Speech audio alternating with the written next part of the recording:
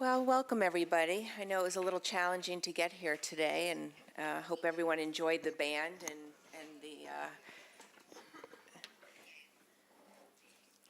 and the mass that we had this morning in the Basilica. So today's going to be a great day. We're going to explore cellular frontiers, and we'll walk into the future and follow the path to get there. We'll have an in-depth look at stem cells and how they can repair and replace damaged tissue, and techniques to restore organs. We're going to see how people are preserving health and extending lives through cellular health and anti-aging science to bring technologies to the broader population. And we need to understand how to expedite the regulatory process and learn how Europe and Japan and the United States are approaching the development of cell therapies. We'll also be looking at what and who is providing the fuel to develop these technologies. With us, we have some extraordinary philanthropists who will share with us their views and their vision for a cellular future and search for finding cures. Before we head into the science, we're going to hear a little bit, before we actually start hearing how these different stem cells can be used to repair and replace damaged tissue, we're going to hear from Dr. Alt, who is the Broin Chair, Professor and Chair at Sanford Research. It's the Todd and Linda Broin Distinguished Professor. He's an extraordinary speaker, and I just want to talk a few housekeeping items. Make sure you turn your phones off. If you haven't gotten sized for your ring, it'll be fun to get that. And if you don't have them today, they'll send them to you. It certainly will be interesting to see how this new wearable technology that we learned about yesterday can influence all of us in our health. And if you haven't had a chance to have Gabriella's Kitchen Skinny Pasta over these last few days, you can do that at lunchtime. And they were generous enough to give little gift certificates in the bags at the hotels so that you can order them and cook them at home for your family. Also, we want to thank again Gojo, who makes Purell, the hand sanitizer, to keep us healthy and keep the germs away so we don't get sick throughout our stay in Rome. So with that, I'd like to ask Dr. Alt if he would join me here. Again, he is the Todd and Linda Broin Distinguished Professor and Chair of Sanford Research, and just an extraordinary individual, and it would take me way too long, and we're already behind, to give you his resume and all of the patents that he's had throughout the years. Yeah.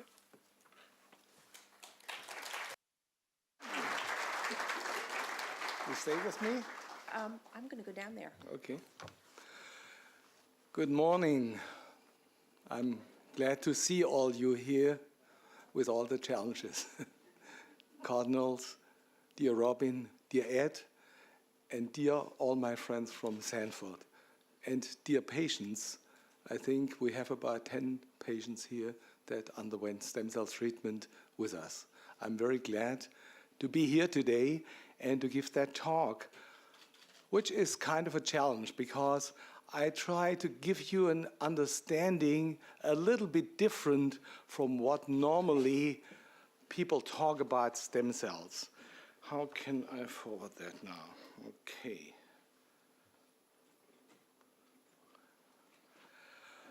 As we have been talking about that conference, innovations are not done by one single individual.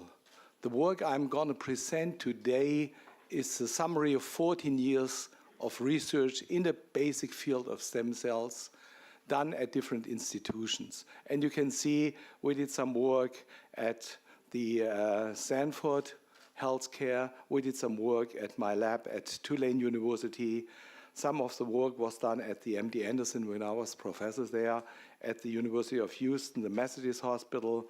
Also, the clinical applications, the translational aspect was done in Munich at the Isar Klinikum and at the research lab of InGeneron, a company I'm the founder and chairman of, and therefore I indicate the conflict of interest, despite I promise you my talk shall be free of any kind of bias. Where we are now reminds me of 100 years ago, or 120 years ago, when Henry Ford said, if I had asked people what they wanted, they would have said faster horses, while he was introducing the T model, which indicates we all think in the same categories we are used to. And on the left here, you see 1991, a dual-chamber rate-adaptive pacemaker that I helped to develop and implanted first in the world. Now, if I look 25 years later to the right side, the size, the shape, and the weight of that device has not changed. That means most people believe progress in medicine is based on new drugs, operations, and devices. It's like the faster horses.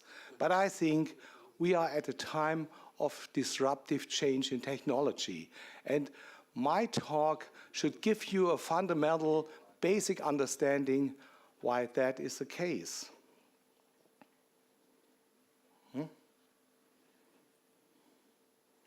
Can we go forward? I press the green button. Okay. Now, I come to something which should be at the end, but I would like to show you the disruptive change we have now. What you see on the lower left here is a fully implantable pacemaker. Now, people thought if we integrate everything in a small capsule and put it in a heart, that's progress. Currently, there are experimental data, clinical studies which show, okay, it's a little bit better in some aspects, a little worse. But I think the disruptive technology will be what you see on the left. And you see these red arrows there, which indicate pacemaker cells. Now you might say, what are pacemaker cells? These are the cells which spark your heart to beat. And when you need a pacemaker, there is a degeneration of those cells. You have too little, too few cells to ignite the heart. Now what we see here is cells which we made out of a stem cell of a patient. So we take the adipose tissue and separate the stem cells. And without any major modification, we go through the training of the normal development of a cell when it goes from an early stem cell to become a fully functional cell. And at the end, we have pacemaker cells. As you see on the right side, we have the typical current. So this will be that we can inject those cells into the heart of a patient without putting any artificial implants into. Now, the future is pretty close, and I think it will replace some of the current technology. But now, let me go to where do we stand in our public understanding. Stem cells, what's in the name? There's still a confusion between stem cells, progenitor cells, and what are stem cells, how they're characterized. Then we have a lot of people which ride on the wave of hopes of patients, stem cell snake oil sellers, I call them. They tell you stem cells are good for hair loss, they are good for diabetes, they are good for cancer, they're good for impotence, but they don't know why. So these are people which really are not helpful for the serious development. And then we have the people which try embryos to clone. I think this is very negative as well. And then you have people which think you need pluripotent stem cells, which would be the ones that are able to differentiate in different lineages. This is also not correct. The fundamental thing is stem cells are part of our life, of our body, of our aging, and finally of our dying. These stem cells are the reserve army which are located in every organ, in every blood vessel. And the typical thing for a stem cell is what you call an asymmetric division. So you see here on the left, do I have a pointer here as well, or a screen, a mouse to point it up? Okay, we see a stem cell on the left, and this stem cell can divide into a stem cell and a progenitor cell. A progenitor cell is a cell which makes a decision one day in life to become a heart, a liver, but is still in the educational stage. Now, the principle is we have a reserve army of stem cells in every organ. They sit in the blood vessel of your liver, of your heart, of your brain. But the division is not infinite. Typically, stem cells can divide 50 to 70 times, and then they become exhausted and they become senescent. And that's the reason we age and we have diseases, because the local stem cell pool becomes exhausted during lifetime. And the second fundamental thing is to understand stem cell therapy, that embryonic cells are able to form a new organ by itself. If a baby grows, there is no liver. The stem cells need to develop that liver. They need to develop that heart. They need to develop a bone. But in the adult life, stem cells are able as well to become everything, but only under guidance of the local microenvironment. They need signaling. They need somebody who tells them. By themselves, they are not going to develop anything. But adult cells are equally able to go into endo, ecto, mesoderm, the three lineages. Endoderm is your internal liver, pancreas. Ectoderm is the skin and your nerves. And mesoderm is your bones, your muscle, your blood vessel, your heart. So these are the three lineages in life. Stem cells are sitting everywhere. Still, people believe they are in the bone marrow. Sometimes you just need to look back in history. 50 years ago, already a Russian scientist, Alexander Friedenstein, described, partly in Russian, therefore it never made it into the Western world, that stem cells are located in every organ. He found it in the liver, he found it in the thymus, he found it in the spleen, and he found it in bone marrow. So you just look back 50 years ago already, the theory was up that you have cells which are able to differentiate in all organs. Embryonic cells, I think we agree, will never make it into clinical routine because they come from a different individuum. And when the cells differentiate, they express surface markers which your immune system will recognize it's not mine and tries to get rid of those cells. And there are also moral considerations which I share. I think embryonic cells are definitely not the way the mankind will benefit from, at least as a therapeutic. They are good to understand pathways, how developing things and so on, but they are not going to make it into routine clinical application. And neither are going to make it, I think, the iPS cells. You don't need iPS cells. You don't need overexpressed embryonic genes because that makes your cell cancerous. And there is still a fight about that, but to my opinion, and that's shared by many others, iPS cells are not needed to induce a differentiation, and therefore they bear a risk of being cancer cells. How did I come up with the idea that stem cells are sitting in every organ? If you look at the animals, like this leguan here, you take off the tail and it regrows, and the regrowing certainly comes from cells which are not sitting in a bone marrow. Nature has distributed those cells in all blood vessels throughout the body. So we started to look, do we find stem cells in the blood vessels in every organ? And we isolated them, and we finally found that they are sitting in the lamina elastica interna attached. And what these cells are, we show here now in immunohistochemistry of a section.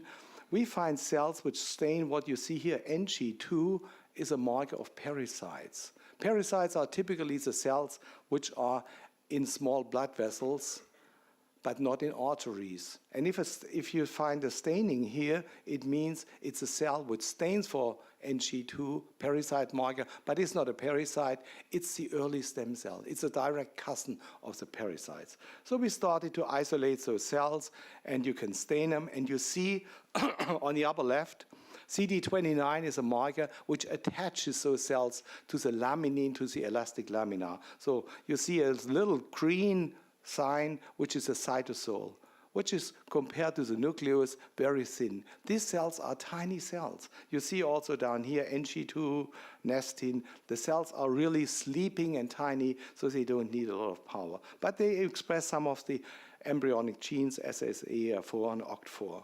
Now, if you summarize our research over many years, you can say stem cells are tiny cells. These are the violet cells here, which are attached to the yellow lamina elastica interna of the small vessels. And they stain for embryonic markers, SSER4, OCT4, GATA4, and so on. But only when they start differentiating, they express what people typically think, CD34, 44, these progenitor markers. And finally, they are able to differentiate into cells of the local tissue. So if you inject stem cells into the heart, they become heart. If you inject them in the liver, they become liver. If you inject them to cartilage, they form cartilage. The local atmosphere tells them what to do. Now the question is, where do we find those cells? Where can we take them off? The best source we found is the adipose tissue, not because the cells are typical for the fat, but you have a lot of adipose tissue. Most people even say, can you take a little bit more? We typically take 60 to 90, and here are several patients who asked me that, and I said, sure, we could, but we don't need it. So you find a lot of cells in the fat tissue, which is related to that you have a lot of blood vessels in your adipose tissue. So you remove that one under local anesthesia, and you find much more than in the bone marrow. In the bone marrow, you have a lot of cells, but these cells are already determined to become something in life. And then you need an enzyme to release those cells, to degrade the collagen matrix. Every organ consists of a house with water pipes and walls, and you need to degrade that and release those cells with a special enzyme which releases those cells. You leave some plastic parts, but you can do it within 1 hour. And I think this is exactly what the Holiness Pope yesterday indicated. We need therapies which are accessible for all patients. We not only can develop things which cost 150,000 and only a few privileged will benefit from that. This is a therapy which we believe will be available even to the poor. And this, I think, is important to make a breakthrough, to come up with new disruptive replacement of existing technologies, to make it, what I always said, small, simple in most of my patents which I have developed and are applied. Now, people say, how do stem cells look like? Most people haven't seen them. What you see here is an electron microscopy of cells which we release from adipose tissue of a patient. And you see, it's not one uniform cell. So if people say, we get stem cells, I say, no, we get a mixture of cells between lymphocytes, which are the naked cells here, and then we have progenitor cells. And you see, those cells are rough on their surface. They have little berries, little blebs, which is part of the communication. So these exosomes or extracellular vesicles contain genetic information which triggers the other cells to recognize what to become. And as you see here, we find about 10% on the left side. The black and the blue bars indicate markers for early stem cells. The red bars indicate different markers on a cell which indicate their progenitor status. That tells us the cells have made a decision already to become something in life, and the specific combination of factors indicates what they become: blood vessels, endothelial cells, smooth muscle cells, and so on. And we have about 20% of lymphocytes and leukocytes. Now, if you culture the cells, interestingly, even in the adult life, you see down on the right, day 8, they form spheroids when you starve them. So you don't give them much to eat, and then the cells congregate and say, oh, we need to stick together because that's a rough environment. We don't have much to eat here. And they form what you call spheroids.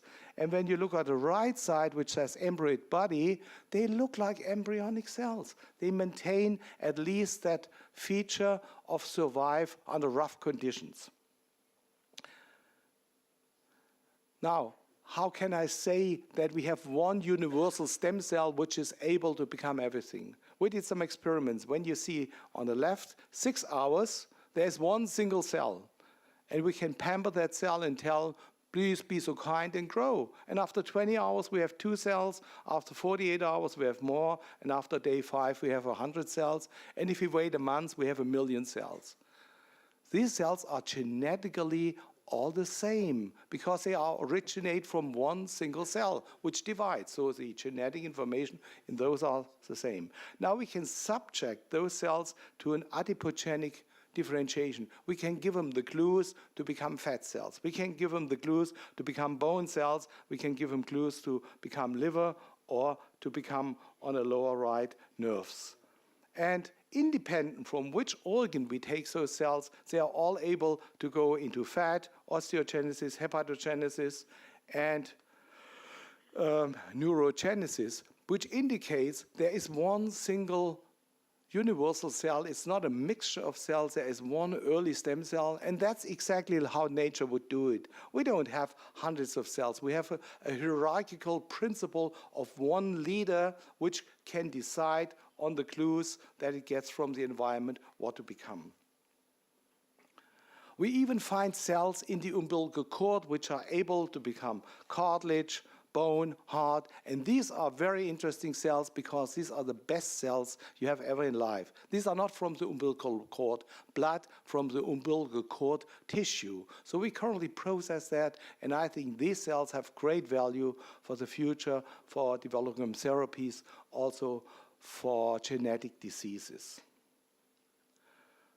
Now I show you some samples that not only in a dish the cells can differentiate, that also in real life. What you see on the lower right, this red overlay, are human cells which we injected in a mouse which had a wound. And they help to heal the wound, and they form new skin indicated by CK19, which is a keratinocyte marker. So these cells are able to take up even the clues from the mouse and learn we should do here a repair of that wound. Some human cells even communicate with the heart cells of a mouse. So we introduced an infarction in the skid mouse, which does not reject the human cells. And after 4 weeks, you see in the middle lower, where that yellow bar is, the yellow point is, that the human cell, which is the cyan cell, the nucleus, communicates by CK43 with the mouse cells. And when you see the heart beating, they do the right job. They understand our aim here in the mouse heart is to repair the heart and to contract and be synchronous. So they are organized in the conduction of the heart, and they don't make any extra beats.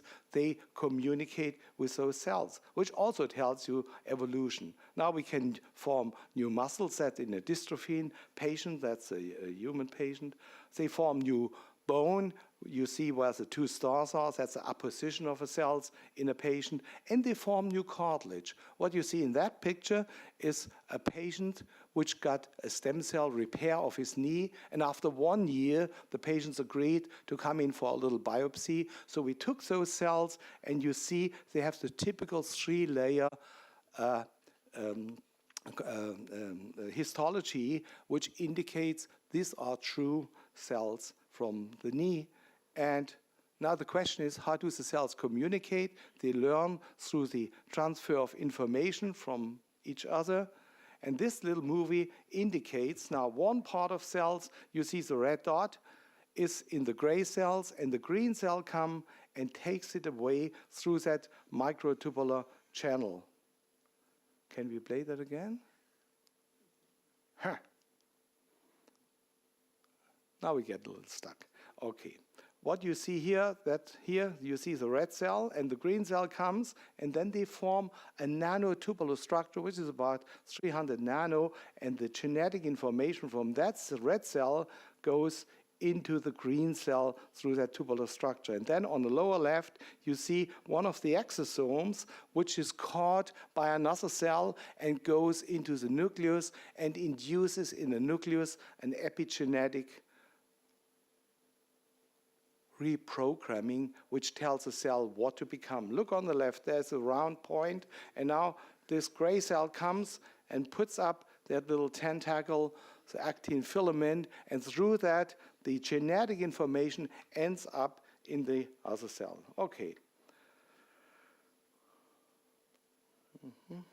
Let's go forward. Now, the content of those exosomes is pretty interesting. These are the 2 rings you see is a genetic profiling of exosomes from cancer. And you see by the color, they differ considerably if you look at the orange one, which indicates the aggressiveness of a cell and the attachment and degradation of extracellular matrix. You see that BMD exosomes, that's exosomes from a cell line, a breast cancer cell line, are different from the exosomes from a more mild form of breast cancer. And you see the genetic information in there differs. So each cell releases little informations inside that cells. Now, cells have different means. They can differentiate to cartilage, to heart, but they have more ability also to have an anti-apoptotic life-saving effect. They can induce a neovascularization. They have anti-inflammatory action. They have immune modulatory properties, which are important for the autoimmune disease. And they release the microsomes, which induce an epigenetic reprogramming of other cells. That's currently the most interesting. Let me shorten that. You see, normally cells, when you put them in a hostile environment, the blue bar, 70% of the cells die. In the presence of stem cells, only 25% die. The question is why we can isolate different cytokines which are released by stem cells, and when you knock that out, that effect of saving of other cells goes away. Fibroblasts don't have that. The cells are able within 18 hours to form a new network of capillaries. You see that green ones, and this is also brought forward by cytokines. Now, the general principle, which I think is for the take-home message. Our body ages like an engine. On the right upper, you see an engine which runs 100,000 kilometers very fine. But then some parts fail, you replace them with spare parts from the warehouse. But if the engine has 500,000 miles or kilometers, more parts are needed, and you might run out in your warehouse from spare parts. So a call comes to the storage material and raw material, reproduce and get me some spare parts. Same is in our heart. When we are young, only 1 out of 10,000 cells is dying. So you take a biopsy of a heart of a 20-year-old, you find a very low apoptosis rate. But when people age and have ischemic heart disease, have diabetes, have hypertension, that rate goes up, more cells die. So every cell that dies in a heart needs to be replaced by a progenitor cells, which is sitting here in the middle picture like the unfinished good. But one day when you have a higher turnover, a call comes to the primary niche, to the stem cells. We run out of replacement cells. Please divide. And as I told you at the beginning, the cells can only divide 50, 70 times, and one day they are exhausted. And this is progressive heart failure because you no longer can repair the cells that are dying. So stem cell therapy is nothing but taking cells to replace that equilibrium in a tissue. At the beginning, you have a number of dying cells, and you have enough replacing cells. But with, as I said, with age and with more disease, more cells die, and with age, your cells become slower, so you cannot replace the dying cells. Stem cell therapy is nothing but taking cells from a side of your body where you still have enough, like the adipose tissue, recover those cells, concentrate them, and inject them at a site where you need them. That could be a non-healing wound, that couldn't be the heart, that can be your bad knee or your tendon. So you recreate the equilibrium. And now comes the easy part for you. Now come pictures which are more easy to understand. This is an 85-year-old lady which had an open foot for more than 60 years. And the lady was in a lot of pain, so she was, with pain medication, the quality of her life was really reduced. The physician made a decision to inject stem cells despite it's part of a clinical study. She was definitely outside the inclusion criteria, which ended at 80 years.